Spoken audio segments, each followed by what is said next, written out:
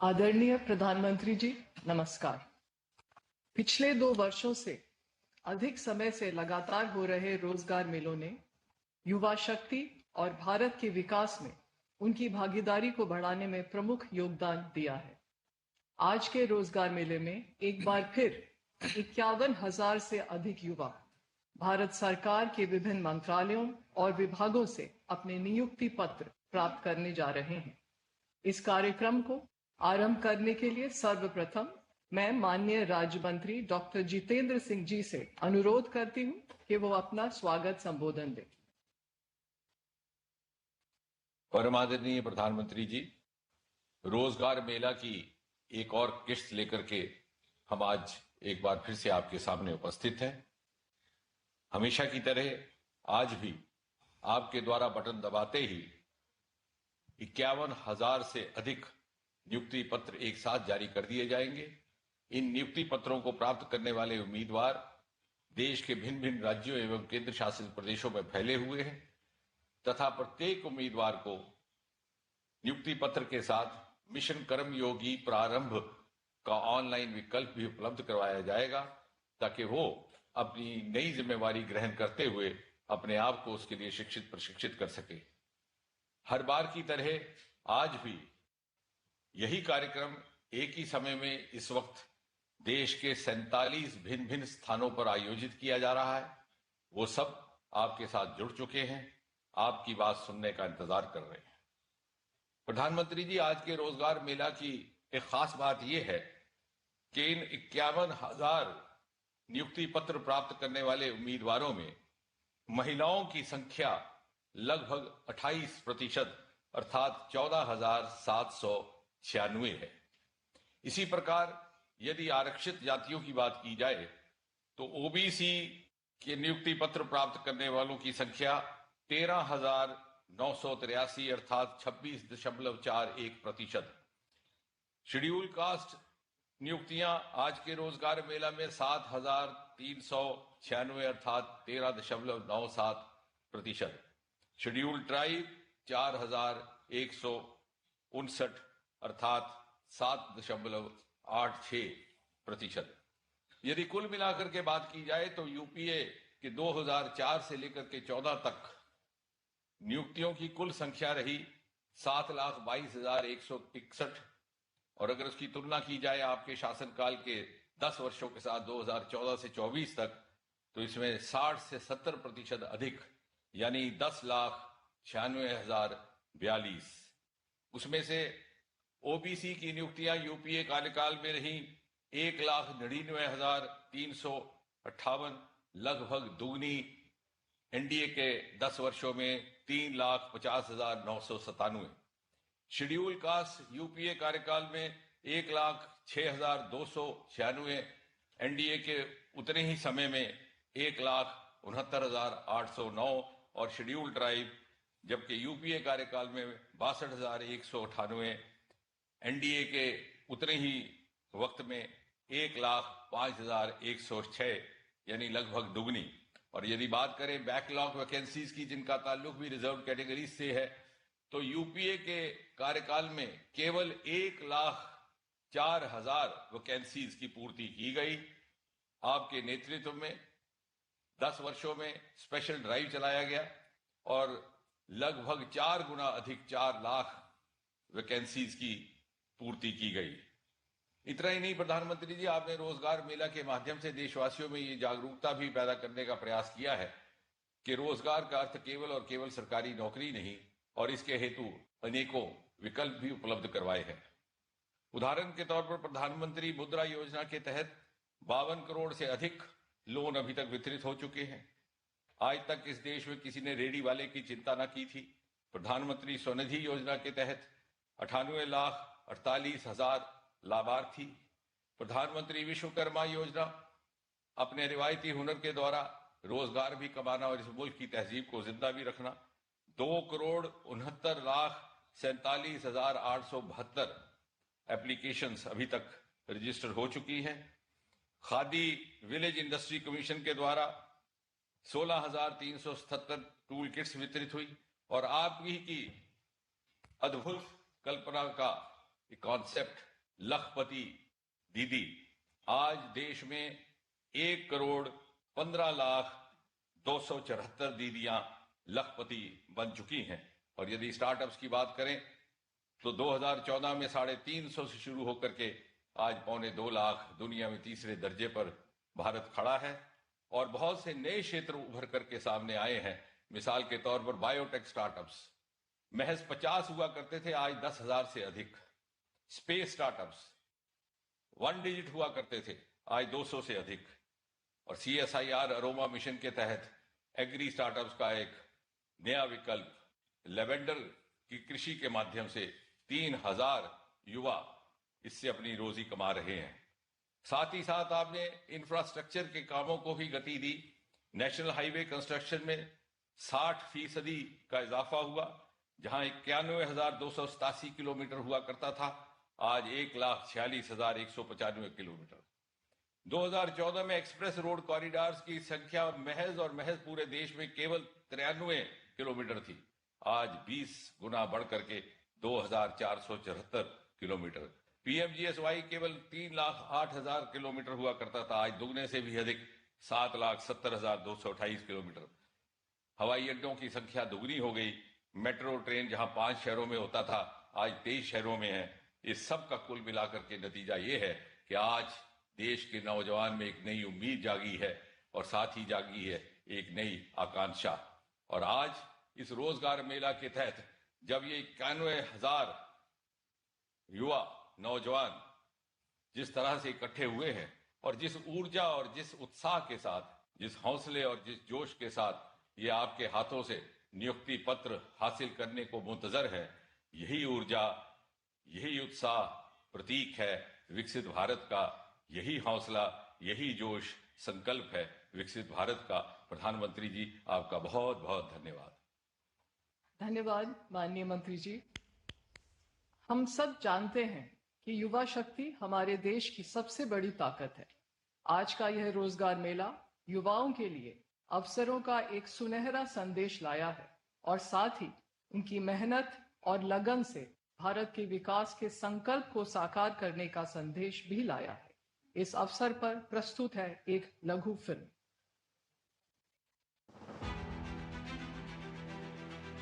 21वीं सदी भारत की सदी है, जहां भारत युवा शक्ति, महिला भागीदारी और अभूतपूर्व विकास के संगम से विकसित भारत की एक मजबूत आधारशिला रख रहा है। डिजिटल क्रांति और अत्याधुनिक बुनियादी ढांचे से जहां देश का नवनिर्माण हो रहा है, वहीं गगनयान और समुद्रयान जैसी परियोजनाएं देश के भविष्य को नई दिशा प्रदान कर रही हैं।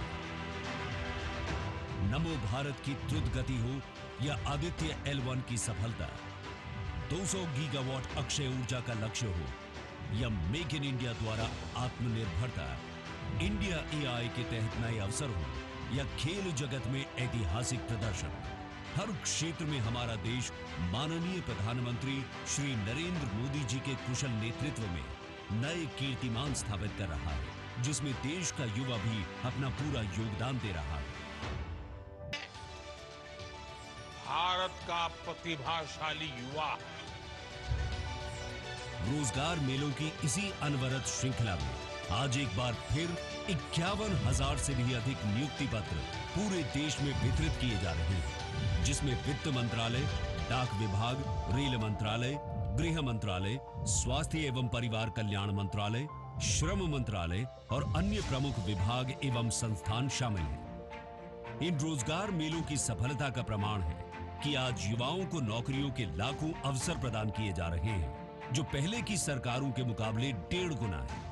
माननीय प्रधानमंत्री श्री नरेंद्र मोदी जी के विकसित भारत के संकल्प, कड़ी मेहनत व प्रभावी मार्गदर्शन ने आधारभूत संरचना के निर्माण, वंचितों को वरीयता और आर्थिक समृद्धि पर विशेष ध्यान केंद्रित करते हुए युवाओं के सुदृढ़ भविष्य की नींव रखी है। युवाओं के सपनों को साकार करती ये पहल विकसित भारत 2047 के लक्ष्य को भी सशक्त कर रही है।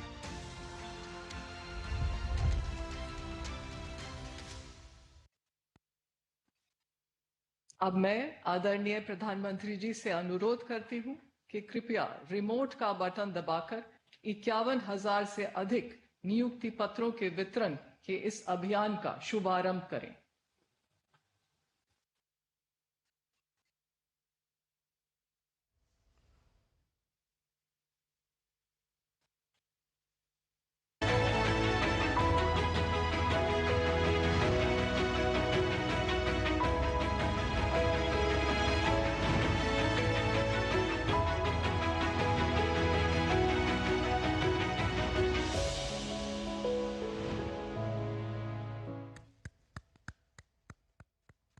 मैं आदरणीय प्रधानमंत्री जी से आग्रह करती हूं कि रोजगार मेले के इस अवसर पर अपने आशीर्वचनों से हम सबको अनुग्रहित करें।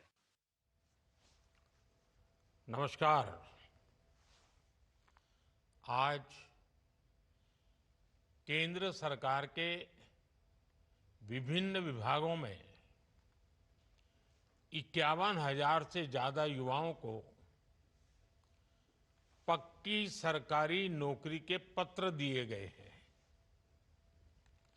आज भारत सरकार के अलग अलग विभागों में आप युवाओं के नए दायित्वों की शुरुआत हुई है। आपका दायित्व देश के आर्थिक तंत्र को मजबूत करना है। आपका दायित्व देश की आंतरिक सुरक्षा को मजबूत करना है।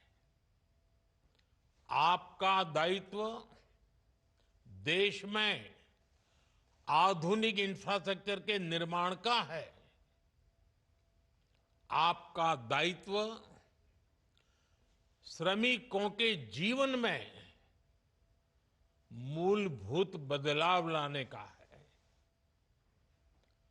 अपने कार्यों को आप जितनी ईमानदारी से पूरा करेंगे, उसका उतना ही सकारात्मक प्रभाव विकसित भारत की यात्रा में नजर आएगा।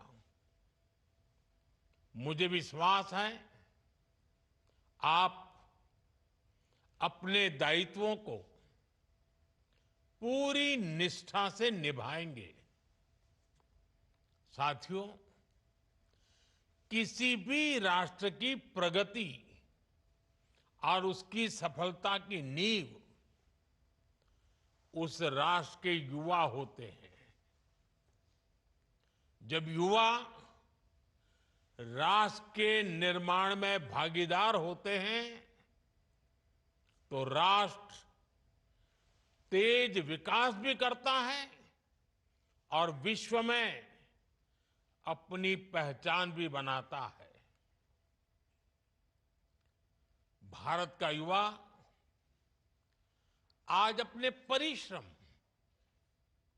और इनोवेशन से दुनिया को ये दिखा रहा है कि हम में कितना सामर्थ्य है। हमारी सरकार हर कदम पर ये सुनिश्चित कर रही है कि देश के युवाओं के लिए रोजगार, स्वरोजगार के अवसर बढ़ें। Skill India, startup India, digital India जैसे अनेक अभियान इस दिशा में युवाओं के लिए नए अवसर बना रहे हैं। इन अभियानों के माध्यम से हम भारत के युवाओं को अपनी प्रतिभा दिखाने के लिए खुला मंच दे रहे हैं। इसी का नतीजा है कि इस दशक में हमारे युवाओं ने टेक्नोलॉजी, डेटा और इनोवेशन के क्षेत्र में भारत को दुनिया में बहुत आगे पहुंचा दिया है। आज यूपीआई, ओएनडीसी और GeM government e market place जैसे डिजिटल प्लेटफॉर्म, इनकी सफलता ये दिखाती है कि हमारे युवा किस तरह डिजिटल अर्थव्यवस्था में बदलाव का नेतृत्व कर रहे हैं। आज भारत में सबसे ज्यादा रियल टाइम डिजिटल ट्रांजैक्शन हो रहे हैं और इसका बड़ा श्रेय हमारे युवाओं को जाता है। साथियों, इस बजट में सरकार ने मैन्युफैक्चरिंग मिशन की घोषणा की है। इसका उद्देश्य है मेक इन इंडिया को बढ़ावा देना और भारत के युवाओं को ग्लोबल स्टैंडर्ड वाले प्रोडक्ट बनाने का मौका देना। इससे न केवल देश की लाखों एमएसएमईज को, हमारे लघु उद्यमियों को बढ़ावा मिलेगा, बल्कि पूरे देश में रोजगार के नए अवसर भी खुलेंगे। आज का ये समय भारत के युवाओं के लिए अभूतपूर्व अवसरों का समय है। हाल ही में आईएमएफ ने कहा है कि भारत दुनिया की सबसे तेजी से बढ़ती अर्थव्यवस्था बना रहेगा। इस विश्वास के, इस ग्रोथ के कई पहलू हैं और सबसे बड़ा पहलू ये है कि आने वाले दिनों में हर सेक्टर में नौकरियों में बढ़ोतरी होगी, रोजगार बढ़ेंगे। हाल के दिनों में ऑटोमोबाइल और फुटवेयर इंडस्ट्री में हमारे प्रोडक्शन और एक्सपोर्ट्स ने नए रिकॉर्ड बनाए हैं। ये सेक्टर ऐसे हैं जो बड़ी संख्या में युवाओं को रोजगार दे रहे हैं। पहली बार खादी और ग्राम उद्योग,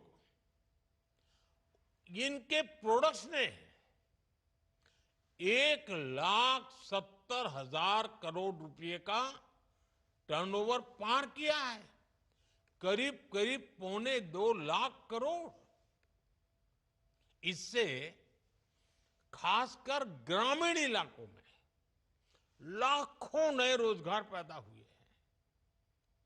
अभी कुछ ही दिन पहले इनलैंड वाटर ट्रांसपोर्ट में भी देश की एक और उपलब्धि सामने आई है। 2014 से पहले हमारे देश में एक साल में इनलैंड वाटर ट्रांसपोर्ट, उसके द्वारा करीब 18 मिलियन टन कार्गो मूवमेंट ही किया जाता था। Only 18 million ton. जबकि इस साल इनलैंड वाटर ट्रांसपोर्ट द्वारा कार्गो मूवमेंट 18 से बढ़कर के 145 मिलियन टन से भी ज्यादा हो गया है। भारत को ये सफलता इसलिए मिली है क्योंकि भारत ने इस दिशा में लगातार नीतियां बनाई हैं, निर्णय लिए हैं। पहले देश में नेशनल वाटरवेज की संख्या भी सिर्फ 5 थी। अब भारत में नेशनल वाटरवेज की संख्या बढ़कर 5 से बढ़कर 110 के पार हो गई है। पहले इन वाटरवेज की ऑपरेशनल लंबाई 2700 किलोमीटर के आसपास थी, है ना, करीब करीब 2500 किलोमीटर से थोड़ा ज्यादा। अब ये भी बढ़कर करीब करीब 5000 किलोमीटर हो गई है। ऐसी सारी उपलब्धियों की वजह से देश में युवाओं के लिए नए नए अवसर बन रहे हैं। साथियों, कुछ ही दिन बाद मुंबई में world audio visual and entertainment summit यानी वेव्स 2025 का आयोजन होने जा रहा है। इस आयोजन के केंद्र में भी देश के युवा हैं। देश के यंग क्रिएटर्स को पहली बार इसी तरह का मंच मिल रहा है। मीडिया, गेमिंग और एंटरटेनमेंट फील्ड के इनोवेटर्स के लिए ये प्रतिभा दिखाने का अभूतपूर्व अवसर है। ये एक ऐसा प्लेटफॉर्म होगा जहां एंटरटेनमेंट से जुड़े स्टार्टअप्स को इन्वेस्टर्स और इंडस्ट्री लीडर से जुड़ने का मौका मिलेगा। ये दुनिया के सामने अपने आइडियाज को शोकेस करने का सबसे बड़ा मंच होगा। युवाओं को एआई, एक्सआर और इमर्सिव मीडिया को जानने समझने का मौका मिलेगा। इसके लिए कई तरह की वर्कशॉप आयोजित किए जाएंगे। वेव से भारत के डिजिटल कंटेंट फ्यूचर को नई ऊर्जा मिलने जा रही है। साथियों, आज भारत के युवाओं की सफलता में सबसे सराहनीय बात है उसकी इंक्लूसिविटी, सर्वसमावेशी भाव। भारत आज जो कीर्तिमान गढ़ रहा है उसमें हर वर्ग की भागीदारी बढ़ रही है। और हमारी बेटियां अब 2 कदम आगे ही चल रही है। अभी कुछ ही दिन पहले यूपीएससी का रिजल्ट आया है। उसमें भी टॉप 2 पोजीशन बेटियों ने हासिल की है। टॉप 5 में 3 टॉपर बेटियां हैं। हमारी नारी शक्ति ब्यूरोक्रेसी से लेकर स्पेस और साइंस के क्षेत्र में नई बुलंदियों को छू रही है। सरकार का विशेष ध्यान ग्रामीण महिलाओं के सशक्तिकरण पर भी है। सेल्फ हेल्प ग्रुप, बीमा सखी, बैंक सखी और कृषि सखी जैसी पहल ने ग्रामीण महिलाओं के लिए नए अवसर तैयार किए हैं। आज देश में हजारों महिलाएं ड्रोन दीदी बनकर अपने परिवार और गांव की समृद्धि सुनिश्चित कर रही हैं। आज देश में 90 लाख से ज्यादा सेल्फ हेल्प ग्रुप बने हैं और 10 करोड़ से ज्यादा महिलाएं उनके साथ जुड़कर काम कर रही है। इन सेल्फ हेल्प ग्रुप्स का सामर्थ्य बढ़ाने के लिए हमारी सरकार ने इनके बजट में 5 गुना बढ़ोतरी की है। इन समूहों को बिना गारंटी 20 लाख रुपए तक का लोन देने की व्यवस्था बनाई गई है। मुद्रा योजना में भी सबसे ज्यादा लाभार्थी महिलाएं ही है। आज देश में 50,000 से ज्यादा स्टार्टअप्स में महिलाएं निदेशक के रूप में काम कर रही है। हर सेक्टर में ऐसा बदलाव विकसित भारत के संकल्प को मजबूती दे रहा है, रोजगार और स्वरोजगार के मौके बढ़ा रहा है। साथियों, आप सभी ने यह पद अपनी मेहनत और लगन से प्राप्त किया है। अब समय है कि आप अपने जीवन के अगले पड़ावों को न केवल अपने लिए बल्कि देश के लिए भी समर्पित करें। जन सेवा की भावना सर्वोपरि होनी चाहिए। जब आप अपनी सेवा को सर्वोच्च मानकर काम करेंगे तो आपके कार्यों में वो ताकत होगी जो देश को नई दिशा देगी। आपके कर्तव्य पालन, आपके इनोवेशन और आपकी निष्ठा से ही भारत के हर नागरिक का जीवन बेहतर बनेगा। साथियों, आप जब किसी जिम्मेदार पद पर पहुंचते हैं तो एक नागरिक के रूप में भी आपके कर्तव्य, आपका रोल और अहम हो जाता है। आप सभी को इस दिशा में भी जागरूक रहना चाहिए और हमें भी एक नागरिक के नाते योगदान देने में पीछे नहीं रहना चाहिए। अब जैसे मैं उदाहरण बताता हूं, इस समय देश में एक पेड़ मां के नाम, इसका इतना बड़ा अभियान चल रहा है। आप जहां पहुंचे हैं, आप जीवन की जो नई शुरुआत कर रहे हैं, इसमें आपकी मां की सबसे बड़ी भूमिका होगी। आप भी अपनी मां के नाम पेड़ लगाएं, प्रकृति की सेवा करके अपनी कृतज्ञता व्यक्त करें। आप जिस ऑफिस में काम करेंगे, वहां ज्यादा से ज्यादा लोगों को इस अभियान से जोड़ें। आपके सेवा काल की शुरुआत में ही जून के महीने में अंतर्राष्ट्रीय योग दिवस भी आ रहा है।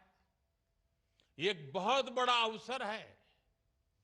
इतने बड़े अवसर पर आप सफल जीवन की शुरुआत के साथ ही योग के माध्यम से स्वस्थ जीवन की भी शुरुआत करिए।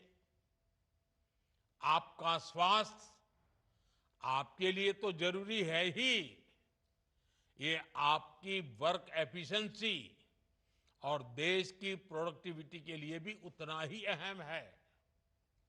आप अपने सामर्थ्य को बढ़ाने के लिए मिशन कर्मयोगी की, उसकी भी भरपूर मदद लेते रहिएगा।